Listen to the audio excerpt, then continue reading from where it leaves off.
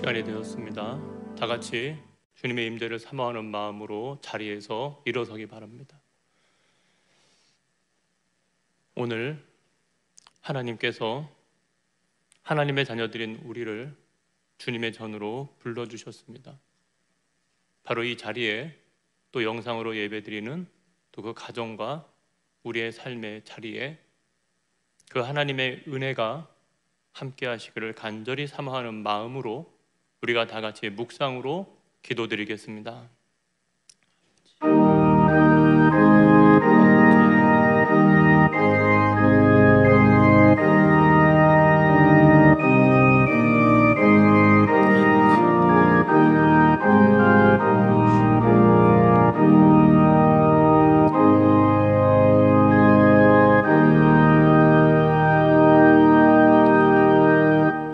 복 있는 사람은 악인들의 꾀를 따르지 아니하며 죄인들의 길에 서지 아니하며 오만한 자들의 자리에 앉지 아니하고 오직 여호와의 율법을 즐거워하여 그의 율법을 주야로 묵상하는도다.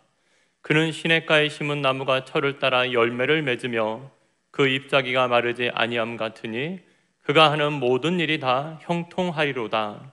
악인들은 그렇지 아니하며 오직 바람에 나는 겨와 같도다.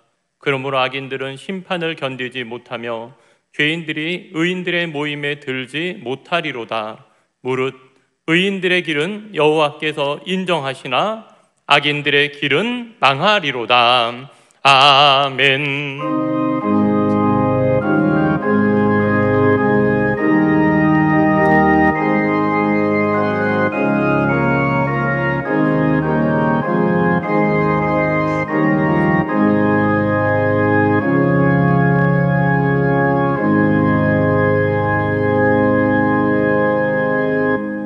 사도신경하심으로 신앙 고백 드리겠습니다. 전능하사 천지를 만드신 하나님 아버지를 내가 믿사오며 그 외아들 우리 주 예수 그리스도를 믿사오니 이는 성령으로 잉태하사 동정녀 마리아에게 나시고 본디오 빌라도에게 고난을 받으사 십자가에 못 박혀 죽으시고 장사한 지 사흘 만에 죽은 자 가운데서 다시 살아나시며 하늘에 오르사 전능하신 하나님 우편에 앉아 계시다가 저리로서 산 자와 죽은 자를 심판하러 오시리라. 성령을 믿사오며 거룩한 공회와 성도가 서로 교통하는 것과 죄를 사하여 주시는 것과 몸이 다시 사는 것과 영원히 사는 것을 믿사옵나이다. 아멘. 다 같이 자리에 앉으셔서 찬송가 412장으로 하나님께 영광을 돌리도록 하겠습니다.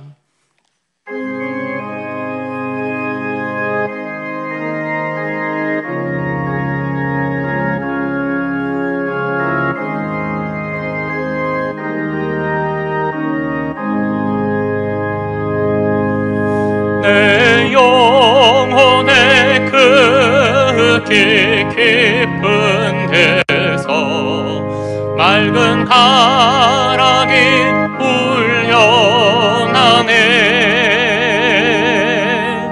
하늘 곡조가 언제나 흘러나와 내 영혼을 보니 싸네.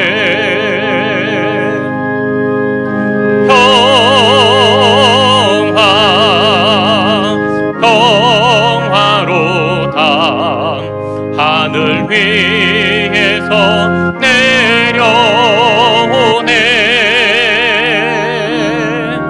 그 사랑의 물결이 영원토록 내 영혼을 덮으소서.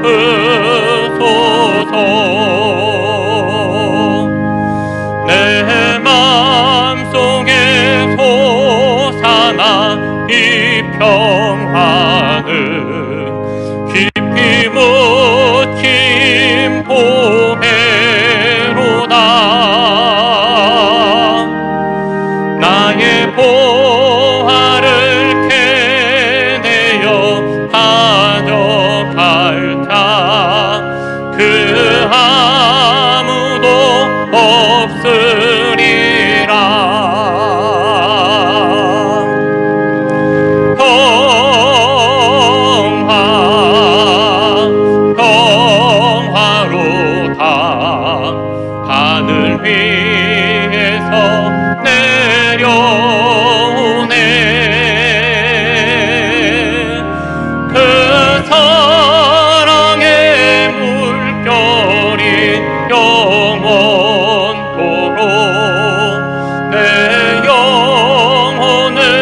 덮으소서.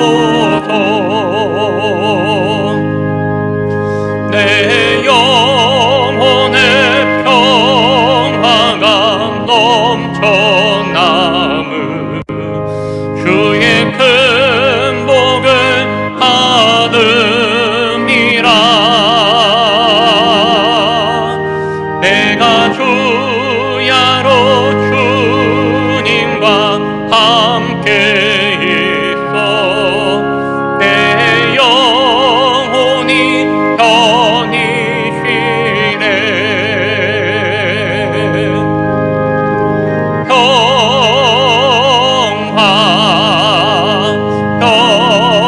평화로다 하늘 위에서 내려오네.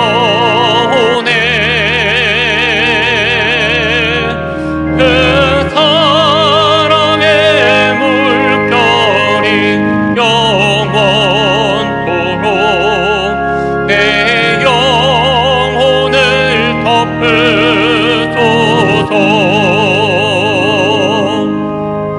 이 땅 위에 험한 길 가는 동안 참된 평화가 어디 있나. 우리 모두 다 예수를 친구 삼아 참 평화를 누리겠네. 아멘.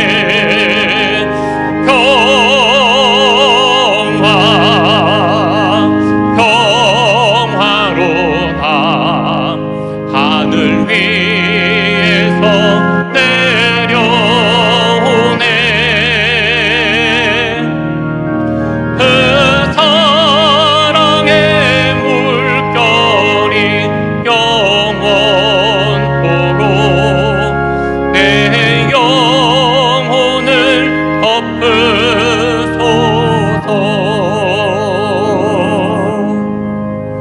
아멘. 이 시간 우리가 한 주간의 삶을 돌아보면서 하나님의 마음에 합하지 못한 삶이 있었다면, 때로는 주님의 마음을 기쁘게 해드리지 못했던 우리의 부끄러운 삶의 모습이 있었다면, 이 시간 우리가 다 같이 참회하며 하나님 앞에 기도하는 시간 갖도록 하시겠습니다. 다 같이 기도하시겠습니다.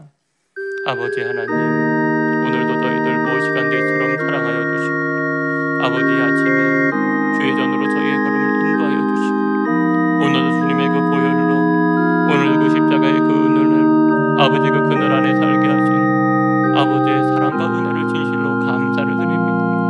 아버지 오늘도 저희들 무엇이간데 하나님은 저희들에게 변함없는 한량없는 은혜를 베풀어 주셨지만 오늘도 우리의 삶의 자리를 돌아볼진데 우리의 삶의 감사가 아버지 원망이, 때로는 불평이, 때로는 하나님 앞에 단식이, 아버지 주님 앞에 부정했던 삶들을 살았음을 이 시간 고백하고 회개합니다.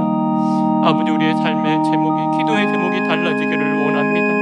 우리의 염려나 걱정을 주님께 맡기기를 원합니다. 그 주님의 보혈의 공로를 의지하여 오늘도 그 십자가 그늘 안에 살기를 소원합니다. 아버지 우리의 삶의 방향과 목적이 오늘도 어디에 있는지를 점검하게 하시고 정말로 그 하나님 믿음이 없이는 주님을 기쁘시게 할 수 없다고 말씀하신 것처럼 내가 자격도 공로 없으나 오늘도 그 십자가의 보혈의 공로를 의지하는 믿음으로 주님 앞에 나오기를 원하오니 아버지 우리의 한없는 부끄러움을 씻어 용서하시고 우리가 이 시간도 주님 앞에 마음과 뜻과 정성을 다하여 예배할 수 있는 이 시간 될 수 있도록 은혜를 더하시고 역사하여 주셔서 우리 하나님 우리의 기도를 들으소서. 아버지 이 자리에 임재하소서. 주여 영광받아 주시옵소서. 우리의 제목을 우리의 심령을 다스리사 우리 하나님의 마음에 합한 이 시간 될 수 있도록 은혜를 더하여 주시옵소서.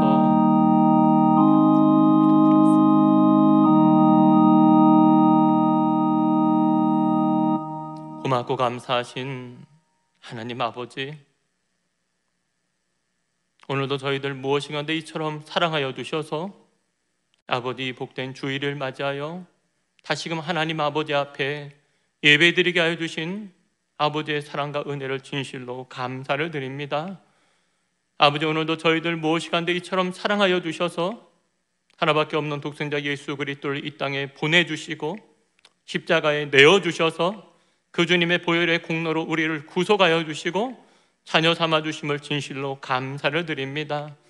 하지만 우리의 삶의 자리를 돌아볼진데 정말로 믿음으로 우리가 살았는지를 주님 물으신다면 때로는 우리의 생각으로, 때로는 우리의 방법으로, 때로는 주님 앞에 감사하지 못하며 때로는 원망과 불평과 때로는 탄식 가운데 살았던 부끄러운 죄인임을 다시금 주님 앞에 시인하고 고백하오니 주님, 그 거룩하신 보혈로 우리의 죄를 씻어 용서하여 주시옵시고 다시금 하나님 아버지 앞에 정결한 심령으로 아버지 예배할 수 있는 이 시간 이 자리가 될 수 있도록 돌보시고 역사하여 주시옵소서. 때로는 우리의 연약함으로 말미암아 탄식할 때, 때로는 우리의 육체의 공고함으로 말미암아 쓰러질 때마다 주여 그 피 묻은 손으로 우리를 붙잡아 주시고 이로부터 우리에게 합당한 구원의 은혜를 베풀어 주시고 우리의 삶의 자리에 임재하시는 그 하나님의 성호를 찬양하며 믿음으로 하나님 소망으로서 나아갈 수 있는 우리 신앙의 삶이 될 수 있도록 인도하여 주셔서 우리가 예배드리는 이 자리 가운데 또 우리의 성도들의 가정 가운데 우리의 기업 가운데 주님 돌아보아 주시고 코로나19로 인하여 고통받는 이때에 모든 것들이 제약이 있는 이 가운데 우리의 믿음에 우리의 소망이 가리워지지 않도록 주님 붙드시고 인도하여 주셔서 우리가 있는 그 자리에서 하나님의 살아계심과 하나님의 은혜를 다시금 기억하며 살아갈 수 있는 은혜를 베풀어 주시옵소서. 오늘도 우리가 주님 앞에 나왔습니다. 주님, 아무 자격도 아무 공로도 아무 의도 우리 가운데 없사오니 오직 그 주님의 십자가의 그늘 아래 거할 수 있는 은혜를 우리 가운데 허락하여 주시옵시고 오늘도 아버지 주님 부스러기 같은 것이라도 아버지 앞에 우리가 간절히 사모함으로 구하오니 이 시간 말씀 가운데 응답하시고 우리 각자 가운데 역사하시고 주장하여 주시옵소서. 오늘도 어리고 부정한 종을 다니엘 세우셨을 때 하나님의 성령이 이 시간 말씀의 주인이 되어 주시옵시고 내 안에 우리 안에 합당한 은혜로 응답하시고 역사하여 주시옵소서. 모든 걸 주님의 손에 의탁합니다. 성삼위 하나님 함께 하시고 돌보아 주실 것을 믿사오며 예수 그리스도 이름으로 감사하며 기도드렸습니다. 아멘.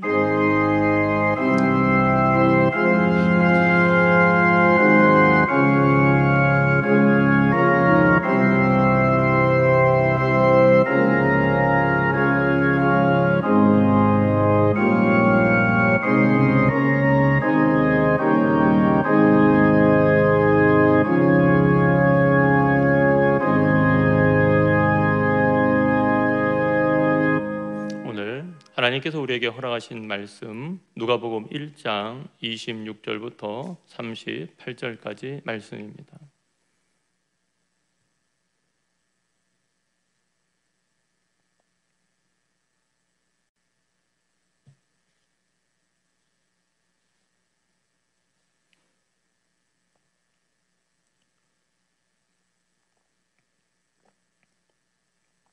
누가복음 1장 26절입니다. 찾으신 줄 알고 한 절씩 교독하도록 하겠습니다. 여섯째 달에 천사 가브리엘이 하나님의 보내심을 받아 갈릴리 나사렛이란 동네에 가서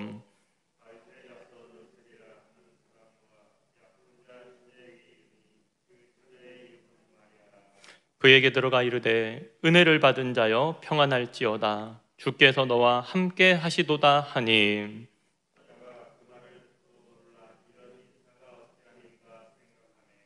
천사가 이르되 마리아여 무서워하지 말라 내가 하나님께 은혜를 입었느니라.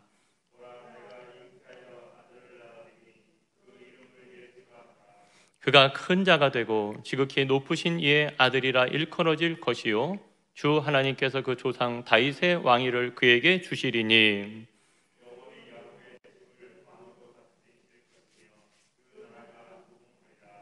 마리아가 천사에게 말하되 나는 남자를 알지 못하니 어찌 이 일이 있으리까.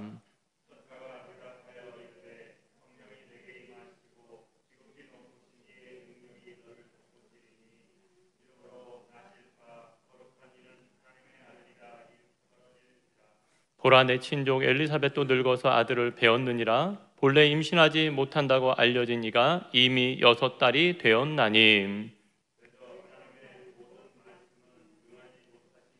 함께 읽습니다. 마리아가 이르되 주의 여종이오니 말씀대로 내게 이루어지이다 하매 천사가 떠나가니라. 아멘. 오늘 함께 나눌 하나님의 말씀 제목 한번 나누도록 하겠습니다. 은혜를 받은 자여 평안할지어다. 다시 한번 따라해 보실까요? 은혜를 받은 자여 평안할지어다. 네, 담임 목사님께서 오늘도 말씀을 전할 수 있는 훈련의 기회를 저에게 허락해 주셨습니다. 그래서 오늘 말씀을 묵상하면서요, 이 누가복음 1장 26절과 부터 38절의 말씀을 가지고요, 우리가 은혜와 평안이라는 이 두 가지의 주제를 가지고 이 말씀을 함께 나눠보고자 해요. 지금 세계적으로나 나라적으로나 또 우리 개인적으로나 이 코로나19로 인해서요, 우리의 삶에 굉장히 많은 삶의 변화와 문제가 생겨났습니다. 경제적인 문제도 있고요, 사람 사이의 관계의 문제도 있고, 이 건강으로 인한 문제 등 우리가 미처 예기치 못한, 생각하지 못한 일들이 올 한 해 우리의 삶 가운데서 일어났고요, 그 일어난 일들로 인해서 많은 변화가 생겨났다는 거예요. 다시 말해서요, 우리가 우리의 삶 가운데 어떤 변화가 일어났다는 것은 어떤 일이, 어떤 사건이 일어났다는 것을 말합니다.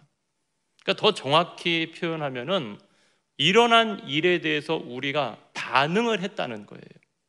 그러니까 날씨가 이제 추워지니까요, 자동적으로 두꺼운 옷을 찾아 입잖아요. 반응을 하는 거죠. 그러니까 믿음의 문제도 마찬가지라는 거예요. 하나님을 믿는 신앙인으로 우리가 부름을 받은 성도로서요, 우리가 우리의 삶의 자리에서 하나님의 말씀이 들려진다, 하나님의 말씀이 내게 믿어진다, 그렇게 되면 어떤 일들이 일어날까요? 우리의 삶 가운데 이전과 다른 그 말씀에 대한 다른 반응과 변화가 나타나는 것이 그게 정상적인 거예요. 근데 들려졌는데, 그 말씀이 우리의 삶 가운데 들려졌는데 그 변화가 일어나지 않는다라는 것은 뭐예요? 그는 내가 그 하나님의 말씀에 반응하지 못하고 있는 거죠. 엄밀히 말하면 그 하나님의 말씀에 믿음으로 나아가지 못하고 있다는 거예요. 그러니까 내 쪽에 문제가 있다, 내 신앙에 문제가 있다는 거예요. 그래서 왜 그러느냐? 왜 우리가 하나님의 말씀 앞에 그런 변화와 반응이 일어나야 되느냐? 바로 하나님의 말씀은 살아있는 말씀이기 때문에 그런 거예요. 히브리서 4장 12절에 말씀에 기록되기를요, 하나님의 말씀은 살아있고 활력이 있어 좌우의 날선 어떤 검보다도 예리하여. 하나님의 말씀은 살아있다는 거예요. 그러니까 이 살아있다는 것은 말씀이 그냥 말씀으로, 말로만 끝나는 것이 아니라 말씀으로 나타난다는 거예요. 말씀대로 이루어진다는 거예요. 그래서 창세기 1장 3절에 기록되기를 하나님이 이르시되, 하나님이 말씀하시되 빛이 있으라 하시니 빛이 있었고. 말씀하시니까 어떻게 되는 거예요? 나타나는 거예요. 말씀하시니까 말씀 그대로 되는 거예요. 그게 하나님의 말씀의 능력이라는 거예요. 그래서 성경의 말씀에 보면 요한복음 2장에도 예수님이, 주일학교 찬송 많이 하잖아요. 예수님이 말씀하시니 어떻게 돼요? 물이 변해서 포도주가 되더라는 거죠. 그러니까 말씀이 임하는 그 자리에는 사건이 일어나고, 말씀이 일어나는 자리에는 변화가 일어난다는 거예요. 그것이 바로 이 성경 66권에 우리가 이 시간, 아니 우리 삶의 자리에서 일일이 나열해도 끝이 없을 만큼 너무나 많은 일들이 기록되어 있다는 거죠. 그러니까 우리의 삶의 자리에서 때가 있을 뿐이에요. 때가 있을 뿐이죠. 지금이 아니라 나중일 수도 있고, 때로는 멀 후일 수도 있고, 다만 그 때를 우리가 알지 못할 뿐이죠. 모든 것들은 하나님의 말씀대로 이루어진다는 거예요. 그런 그 말씀이 이루어지는 그 많은 놀라운 사건들 가운데서, 그 놀라운 의미 가운데서 우리에게 깊이 다가오는 말씀, 그게 바로 뭡니까? 동정녀 예수 그리스도의 잉태와 탄생의 말씀이고 오늘 본문의 말씀이라는 거예요. 그래서 우리가 이 오늘 말씀을 이해하기 위해서요, 이사야서 7장 14절에 기록된 말씀에 보면은요, 이미 예언의 말씀에 기록되어 있죠. 그러므로 주께서 친히 징조를 너희에게 주실 것이라. 보라, 처녀가 잉태하여 아들을 낳을 것이요 그의 이름을 임마누엘이라 하리라. 아멘. 이 이사야 선지자를 통해서 주어진 하나님의 예언의 말씀이, 이 기록된 말씀이 때가 차니까요, 때가 이르르니까요, 바로 이 마리아를 통해서 그 하나님의 성령의 잉태가 일어나게 되는 거죠. 그러니까 태초부터 시작된 하나님의 사랑이, 그 말씀이 예수 그리스도가 성육신 하심으로 말미암아 우리에게 말씀이 나타난 거예요. 그래서 요한복음을 보면은 말씀이 육신이 되어, 바로 성육신이 예수 그리스도를 말씀으로 표현하며 말씀이 육신이 되었다라고 여러분들 기록되어 있는 거예요. 그래서 이 놀라운 이 사건, 이 놀라운 사랑을 우리는 우리의 삶의 자리에서 뭐라고 표현한다는 거예요? 은혜라고 표현한다는 거예요. 이 하나님의 놀라운, 우리 안에 일어난 이 놀라운 사랑과 사건을 우리는 은혜라고 이야기하고 있는 거예요. 그래서 이 성탄의 달을 통해서 주시는 은혜를 묵상하면서요, 제 개인적으로 우리가 하나님 앞에 신앙인으로, 종으로 하나님께서 우리에게 베풀어 주신 그 은혜의 본질이 무엇인지, 또 우리가 은혜를 받은 자로서 어떻게 하나님께 반응하며 살아가야 되는지를 오늘 이 본문을 통해, 마리아를 통해서 세 가지 관점을 통해 바라보게 된 거예요. 그래서 첫 번째 우리가 깨닫게 된 것은 뭐였냐면요, 하나님께서 나와 함께 하는 것이 은혜라는 거예요. 그 은혜의 본질이 뭐냐? 뭐 어떤 기적이나 어떠한 이적이 일어난 것이 아니라 하나님, 그 영원하신 하나님께서 바로 죄인인 나와 함께 하는 것, 그것이 곧 은혜라는 거죠. 오늘 본문에서 마리아는요, 천사 가브리엘에게 처녀의 몸으로 아들을, 구주를 잉태하게 된다는 놀라운 소식을 듣게 됩니다. 그런데 그 성경 말씀에 보면은 28절과 30절에 보면은 그것을 뭐라고 표현하고 있어요? 은혜라고 표현하고 있는 거예요. 28절에 은혜를 받은 자요, 30절에 은혜를 입었느니라. 그러니까 성경의 전체적인 내용을 알고 있는 우리에게는 이것이 쉽게 이해되어질 수 있는 상황이죠. 아, 그래, 참 마리아가 놀라운 은혜를 입었어. 하지만요, 우리가 이 당시 그 마리아의 상황 속으로 들어가 보자는 거죠. 이 마리아의 사정 속으로 들어가 보면은요, 이것이 육신의 눈으로 보면 은혜일 수가 없는 거예요. 왜 그럴까요? 그 당시에 이 마리아는 요셉과 약혼을 한 상태예요. 우리가 이전 성경에는 정혼을 했다라고 표현이 되고 있어요. 그러니까 약혼을 하고 정혼을 한 상태 가운데서 아이를 잉태했다? 쉽게 말해서 임신했다? 라는 이것은 어떻게 되는 거예요? 율법적으로 보면은 간음에 해당하는 죄예요. 그러니까 이 약혼이다 정혼이다라는 것은 동거만 하지 않을 뿐이죠, 법적으로 보면은 결혼과 같은 구속력이 있는 거예요. 그런데 아직 동거하지 않는 여인이 임신을 한 거예요. 그렇게 되면 그거 뭡니까? 간음의 죄를 범했다고 율법적으로는 돌에 맞아야 되고요, 그 시대적으로 볼 때는 사람들한테 손가락질 당해야 되고 파혼을 당할 수밖에 없는 상태예요. 그래서 마태복음에 보면은 요셉도 뭡니까? 의로운 자라 저가 가만히 끊고자 했다는 거죠. 그러니까 엄밀히 볼 때 처녀가 아이를 잉태했다라는 것은 은혜라고 우리가 이야기할 수가 없는 거예요. 우리가 흔히 은혜다라는 것은 사전적으로 볼 때 고맙게 베풀어주는 신세나 혜택, 신앙적으로 볼 때는 하나님이 값없이 베풀어주는 선물이라고 기록되어 있어요. 그러니까 은혜란 자격 없는 사람에게 주어지는 하나님의 조건 없는 사랑이고 선물이라는 거예요. 그런데 처녀가 아이를 잉태한 것이 어떻게 은혜며 어떻게 여러분들 선물일 수 있냐는 거예요. 이게 사람의 상식으로는, 우리가 육신의 생각으로는 받아들일 수 없는 문제란 말이에요. 하지만 말씀으로, 신앙의 눈으로 볼 때는 이게 은혜가 된다는 거예요. 그래서 오늘 28절에 보면은 이 천사가 마리아에게 뭐라고 합니까? 은혜를 받은 자여 평안할지어다, 주께서 너와 함께 하시도다. 아멘. 뭐예요? 바로 임마누엘의 은혜라는 거예요. 주께서 너와 함께 한다. 죄인인 우리가 어떻게 죄 없는 거룩하신 하나님과 함께 할 수 있어요? 그래서 모세가 율법을 받았을 때 그 시내산 앞에 갈 때는 그 이스라엘 백성이 하나님 앞에 올라갈 수도 없었고 나아갈 수도 없었어요. 죄인인 우리가 하나님 앞에 서게 되면 죽어요. 그것이 뭡니까? 하나님의 법이에요. 하지만 오늘 이 예수 그리스도의 성육신 사건을 통하여서 하나님이 마리아를 통하여서 우리에게 주시는 영적인 메시지와 의미가 뭐예요? 죄인인 우리 가운데 하나님이 함께하는 은혜가 임했다는 거예요. 이 임마누엘의 은혜를 마리아가 먼저 잉태함으로 체험하게 되는 거예요. 바로 우리를 구원하기 위해서요. 예수님은 참 하나님이셨어야 됐어요. 죄가 없으셨어야 됐어요. 하지만 동시에 우리의 죄를 대신하기 위해서 예수님은 참 사람이셔야 됐다는 거죠. 그래서 어떤 찬송에 고백되었던 가사와 같이요, 영원하신 하나님께서, 창조주 하나님께서 시간을 뚫고, 그 영원하신 하나님이 시간을 뚫고 우리의 시간 속에 들어오신 거예요. 그러니까 우리가 창조주 하나님이다, 내가 피조물이다 라는 것을 때로는 우리가, 하나님은 영원하신 하나님이에요. 하나님은 시간에 갇혀 있지 않아요.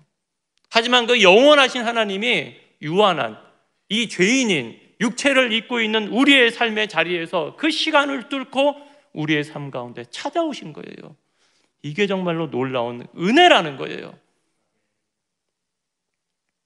그래서요, 이 시간 우리가 하나님 앞에 나와서 이 자리에, 예배의 자리에 나올 수 있는 것, 또 코로나19로 인해서 비록 모이지는 못하지만 우리의 가정에서, 우리의 삶의 자리에서 예배할 수 있는 건 우리의 심령 가운데도 동일하게 오늘 하나님의 성령께서 말씀으로 우리에게 찾아와 주시고 역사해 주신다는 거예요. 우리가 뭐 의로워서요? 아니요. 우리가 자격이 있어서요? 아니요.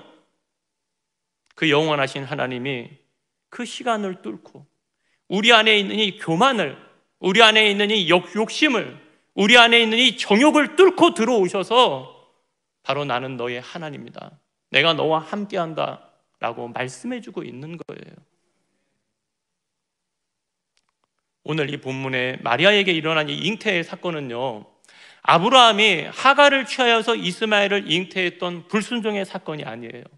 다윗이 육신의 정욕으로 말미암아 밧세바를 취하여서 아이를 잉태하여 범죄한 간음의 사건도 아닙니다. 마리아가 잉태한 이 사건은요, 오직 하나님의 계획과 말씀이 임하여 일어난 사건이라는 거예요. 다시 말해서 하나님이 함께 하시는 일이었다는 거예요. 여기서 알 수 있는 은혜는 하나님이 함께 하는 것이 은혜구나. 우리가 비록 죄인이지만 구원의 은혜를 누리게 되는 건 바로 임마누엘의 은혜가 나에게 임하였기 때문에 가능하다는 거예요. 그래서 우리가요, 깨달아야 되는 것은요, 아무리 평탄해도, 아무리 잘 되어도 하나님이 함께하지 않으시면 그건 은혜가 아니라는 거예요. 내가 하나님 뜻대로 안 살아요. 그래도 아무 문제가 일어나지 않아요. 때로는 어떤 징계 없어요. 그거 은혜 아니라는 거죠. 하지만 아무리 안 되어도, 때로는 아무리 고난이 와도 하나님이 우리와 함께 하시면 그것은 은혜가 되는 거예요. 그러니까 다시 말해서 우리는요, 은혜를 어떤 상황 속에서 판단하거나 해석하게 되면 그것은 많은 오류를 나올 수 있어요. 하지만 우리가 말씀 가운데서 그 은혜를 해석하게 될 때 하나님의 진짜 은혜를 깨닫게 되고 경험하게 되는 거예요. 그래서 이 은혜의 두 번째 특징이 뭡니까? 바로 하나님의 말씀대로 이루어지는 것을 믿는 것이 은혜라는 거예요. 그러니까 모든 게 뭐 다 잘 되고 내가 원하는 대로 뭐 이루어지는 게 은혜가 아니라 하나님의 말씀이 내 삶 가운데 이루어지는 것, 그 말씀대로 순종하는 것을 통해서 이루어지는 열매가, 그것이 은혜라는 거예요. 우리가 믿음 생활을 하면서도요, 하나님의 말씀 가운데 다 순종이 되고 다 아멘이 되면 얼마나 좋냐는 거예요. 하지만 그렇게 되지 않아요. 때로는 의심이 되고, 때로는 원망이 되고, 때로는 불평이 돼요. 잘 믿어지지 않을 때가 있어요.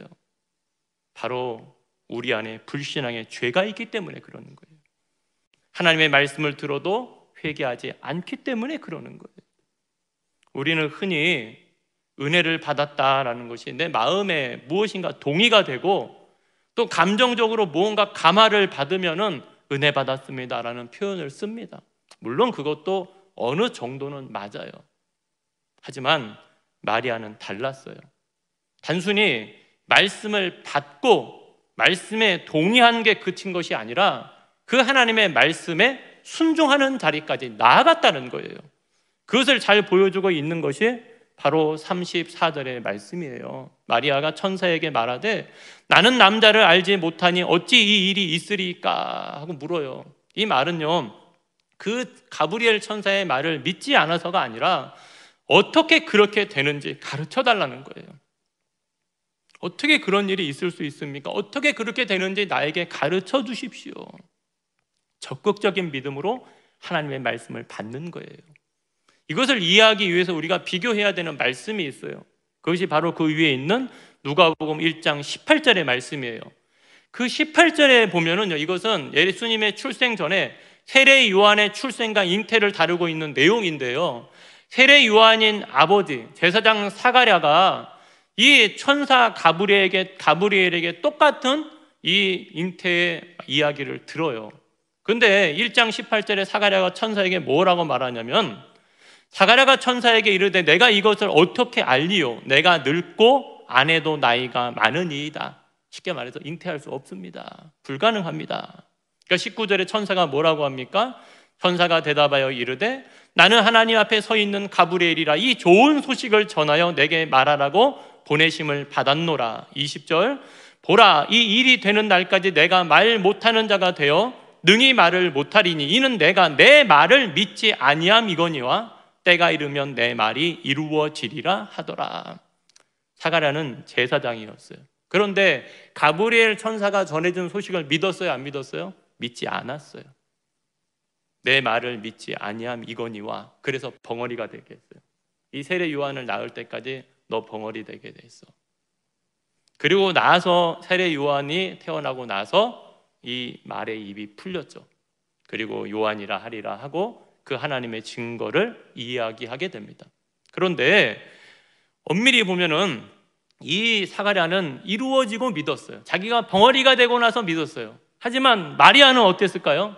이루어지기 전에 말씀을 믿고 순종했다는 거예요. 이게 참 귀한 믿음인 거예요. 무엇을 얻어서 믿었던 것이 아니라 말씀 그 자체를 자기의 마음에 받고 믿었다는 거예요. 그 증거가 뭡니까? 바로 1장 45절에 사가랴의 아내 엘리사벳이 증거하고 있어요. 마리아가 엘리사벳을 만나러 올 때 이 엘리사벳이 뭐라고 말합니까? 주께서 하신 말씀이 반드시 이루어지리라고 믿은 그 여자에게 복이 있도다. 아멘. 마리아는 믿었다는 거예요. 그 말씀 자체를 믿었다는 거예요. 한 성도님과 함께 신앙에 대해서 대화를 나누다가요, 그 성도님이 이런 고백을 하더라고요. 목사님, 내가 하나님을 믿는 것이, 하나님의 자녀된 것이 이 자체만으로도 정말 놀라운 은혜네요. 그렇죠. 그 자체만으로도 은혜인 거예요. 내가 그 지구상에 이 수많은 사람들 가운데 택함받아 하나님의 자녀가 된 이것이 바로 뭐냐? 놀라운 은혜라는 거예요. 그러니까 이 시간 우리가 예배의 자리에 나올 수 있는 것, 하나님의 말씀을 들을 수 있는 것, 이게 바로 은혜라는 거예요. 우리가 흔히 신앙생활을 하면은요, 말씀을 듣는다, 은혜를 받는다, 구원을 받는다라고 표현해요. 다 보면은 수동적인 표현이에요. 받아들이는 거예요. 하지만요, 이 구원의 은혜가 우리 안에 머무르게 되면은 깨달아지는 것이 있는데요, 우리 안에 나타나는 현상이 있어요. 어떻게 될까요? 바로 우리의 신앙생활이 능동적이 된다는 거예요. 받는 것은 수동적인 것인데 이 은혜가, 이 말씀이 우리 안에 머무르게 되면은 그때부터 우리 안에서 주님을 향한 뭐가 생기는 거예요? 헌신이 생기는 거예요. 주님을 향한 순종이 역사하게 되는 거예요. 이게 정말로 믿음의 신비라는 거예요. 그래서 흔히 은혜는 받는 걸로 증거되는 게 아니에요. 은혜는 내가 하나님께 드려지는 걸로 증거가 되는 거예요. 그게 정말로 은혜 받은 자의 열매라는 거예요. 그래서 지금도 이 아침에 우리가 코로나19라는 이 여러 가지 제약 가운데도, 여러 가지 상황 가운데도 각자가 주어진 자리에서 우리가 하나님을 예배할 수 있는 건, 하나님 앞에 나아갈 수 있는 건 하나님께 받은 그 은혜가 있기 때문에 그런 거예요. 그래서 하나님께 기도하고, 그래서 우리가 전도하고, 그래서 우리가 하나라도 헌신하려고 힘쓰게 되는 것이 뭐냐? 바로 하나님께 내가 받은 은혜가 있기 때문에 그러는 거예요. 그래서 우리가 분명히 깨달아야 되는 것은요, 목사님, 제가 은혜를 받았습니다 라는 것은요, 단순히 입술로 아멘하고 동의하고 감화를 받는데 그치는 것이 아니라요, 그 하나님의 말씀에 대해서 수동적인 자세에서 능동적인 자세로 바뀌어가야 되는 거고요, 수동적인 상황이지만 능동적인 상황으로 삶을 바꾸어가는 것을 의미하는 거예요. 이것이 정말 하나님의 말씀을 듣고 은혜를 받은 자의 열매라는 거예요. 그래서요, 성경 속에서도 하나님의 말씀을 듣는 은혜를 경험하는 사람의 삶 속에 분명한 변화가 뒤따르는 것을 보여주는 사람이 있어요. 그 사람이 바로 사도 바울이에요. 사도행전 22장에 보면요, 바울이 그렇게 총독들 앞에 서면서 자기의 신앙을 간증합니다. 변증합니다. 전도합니다. 22장에 그가 고백하기를요, 내가 다메섹으로 가서 공문을 받아가지고 거기 있는 그리스도인들 결박해서 예루살렘으로 끌어다가 형벌을 받게 하려고 갔다는 거예요. 근데 22장 7절에 보면요, 거기 다메섹 도상에서 예수님을 만나요. 큰 빛이 비칩니다. 내가 땅에 엎드려져 들으니 소리 있어 이르되 사울아 사울아 내가 왜 나를 박해하느냐 하시거늘. 주의 음성을 들어요.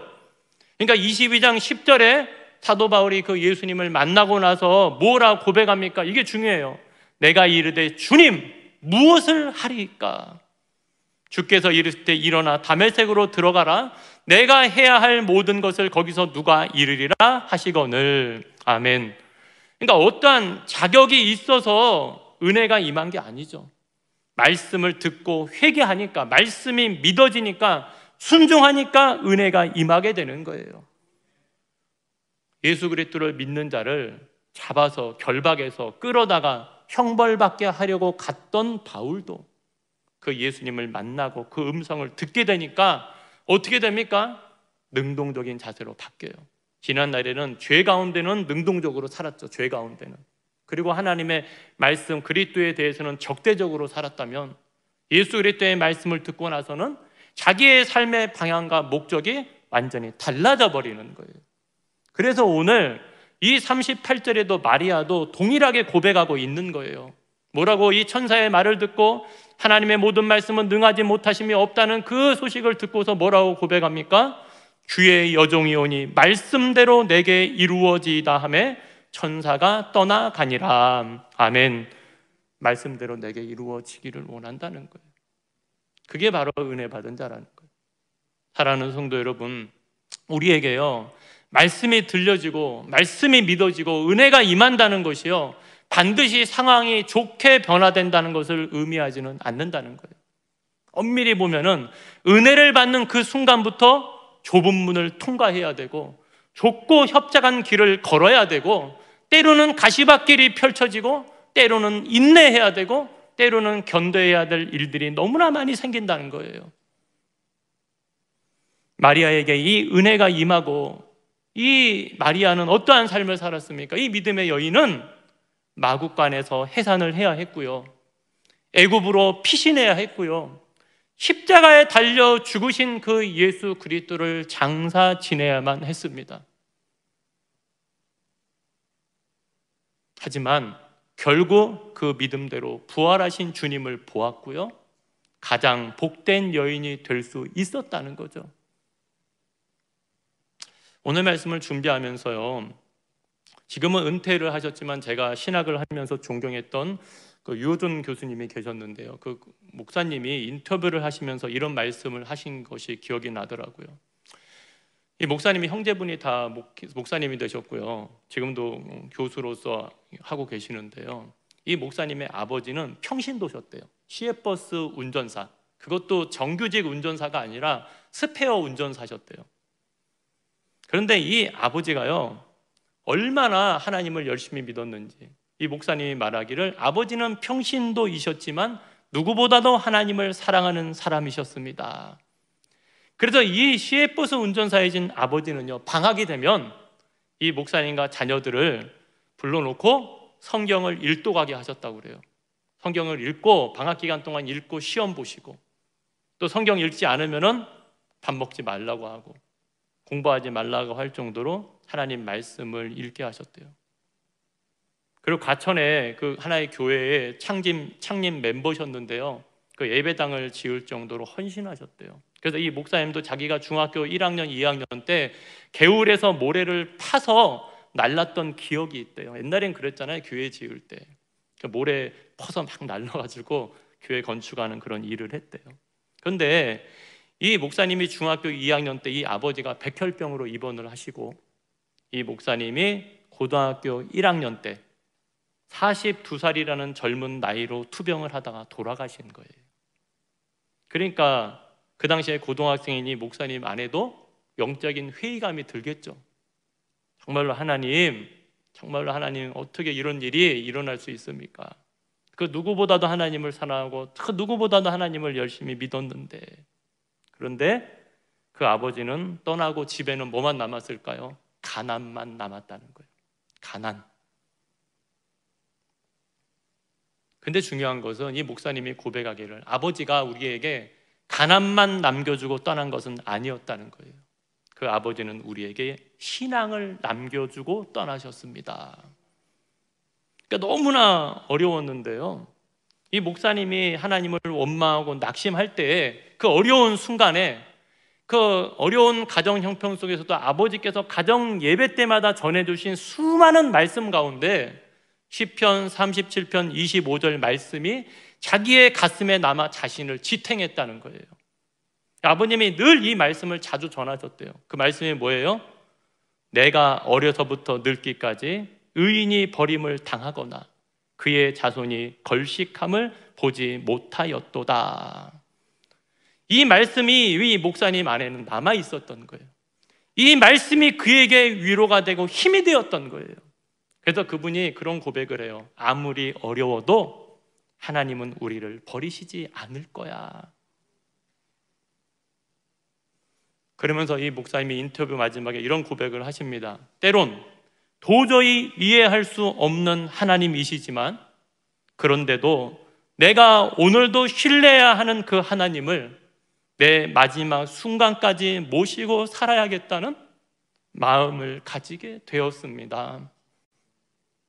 도저히 이해할 수 없는 하나님이시지만, 그런데도 내가 오늘도 신뢰해야 하는 그 하나님을 내 마지막 순간까지 모시고 살아야겠다는 그 마음을 가지게 되었습니다.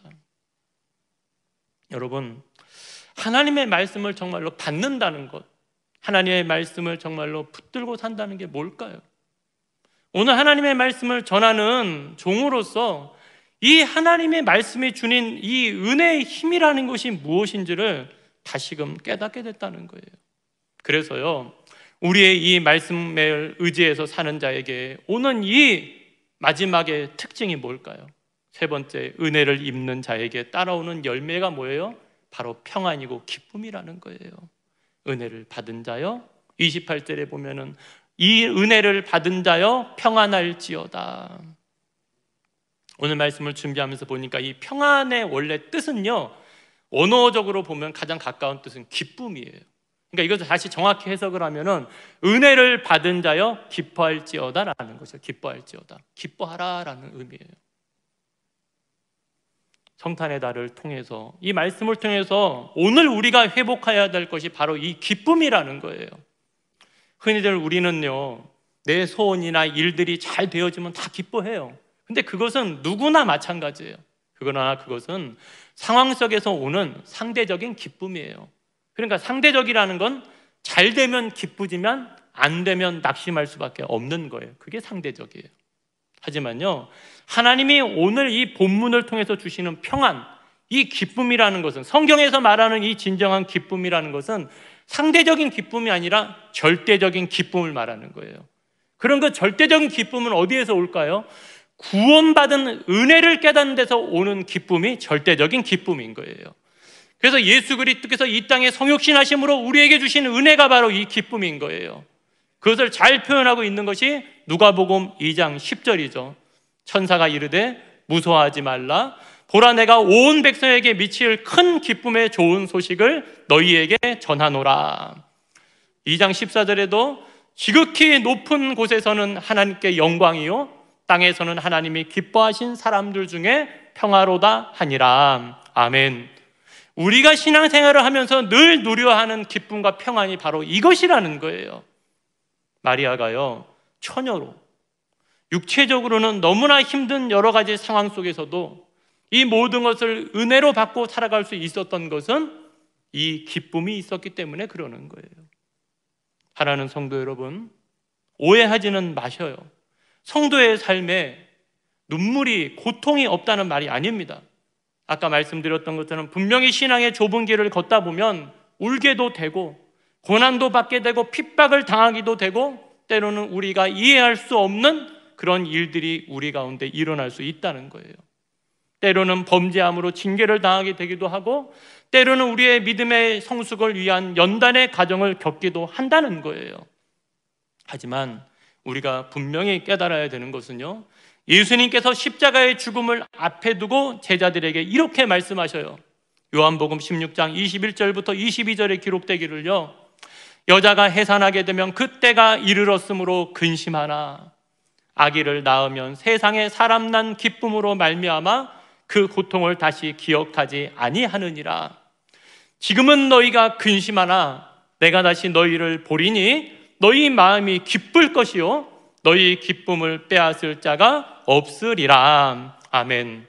사랑하는 성도 여러분, 우리에게 주신 이 기쁨은 땅에 속한 기쁨이 아니라는 거예요.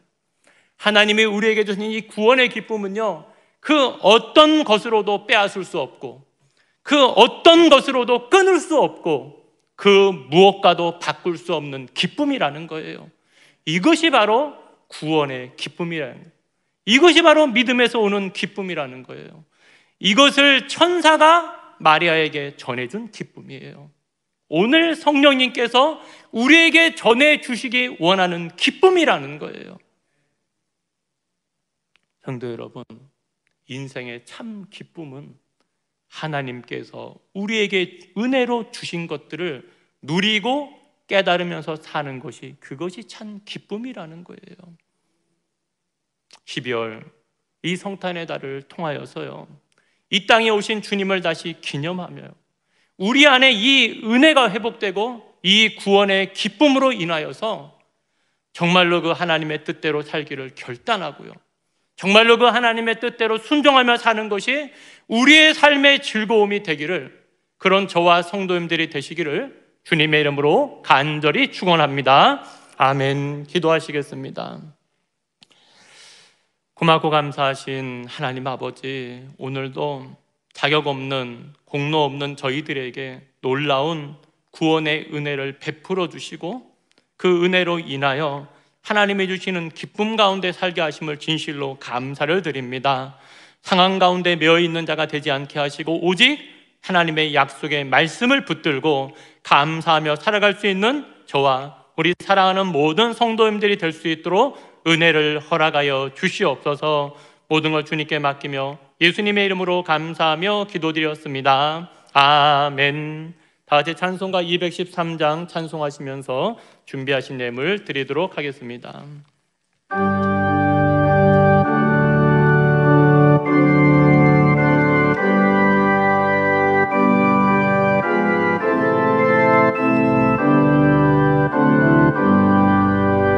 나의 생명 흐리니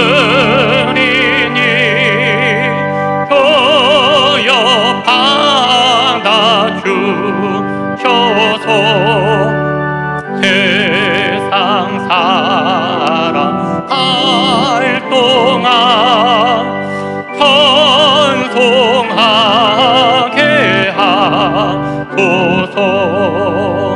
손과 발을 흐리니 교여 받아 주셔서 주의 이름 위하여 민첩하게 하소서. 나의 음성 들으니 교여 받아 주셔서 주의 진 말씀만 전파하게 하소서. 나의 보화 드리니 주여 받아주셔서 하늘 나라 위하여 저 뜻대로 쓰소서. 나의 진으리니 주여 받아주셔서 평생토록 주 위에 봉사하게 하소서. 아멘. 드린 예물을 해서 기도하시겠습니다. 고맙고 감사하신 하나님 아버지, 오늘도 자격 없는 저희들에게 날마다 일용할 양식을 허락하여 주시옵시고, 오늘도 그 주신 베풀어 주신 은혜에 감사할 수 있도록 도우시고 역사하신 아버지의 사랑과 은혜를 진실로 감사를 드립니다. 하나님, 참으로 그 시간을 뚫고 우리의 삶에 찾아오신 주님, 이제는 우리가 그 주님 앞에 나오기를 원합니다. 우리의 삶의 자리에서 그 주님 앞에 고백하기를 원합니다. 그 무엇과도 주님을 바꿀 수 없으며 그 무엇과도 주님을 대신할 수 없습니다. 다만 그 감격과 그 감사한 마음을 담아 오늘도 주님 앞에 약정 헌금과 주일 헌금과 10의 1조와 감사 헌금을 드립니다. 아버지, 드린 예물마다 기쁘게 받아주시고 그 영혼을 붙드시고 그 가정을 기억하시고 그 기업을 주관하여 주셔서 이 세상 가운데 하나님이 함께하는 그 증거를 우리가 체험하고 세상 가운데 드러낼 수 있는 은혜의 역사가 우리의 삶의 자리에서 일어날 수 있도록 돌보시고 주장하여 주시옵소서. 이 예물이 쓰임받는 그곳에 예수 그리스도의 향기가 풍겨나게 하시고 그리스도의 몸된 교회를 세우는 데 부족함이 없도록 인도하여 주셔서 온전히 하나님의 영광 받으시는 예물이 될 수 있도록 주장하여 주시옵소서. 이제는 우리 주 예수 그리스도의 십자가의 구속의 은혜와 하나밖에 없는 독생자 예수 그리스도를 이 땅에 내어두신 하나님의 놀라우신 사랑과 성령 하나님의 내주 교통 충만 역사하심이 오늘도 그 하나님의 말씀을 듣고 은혜와 기쁨 가운데 살기를 원하는 사랑하는 성도들의 머리와 그 가정과 교회와 이 나라와 이 민족 위에 이제로부터 함께 하시기를 간절히 축원하옵나이다. 아멘.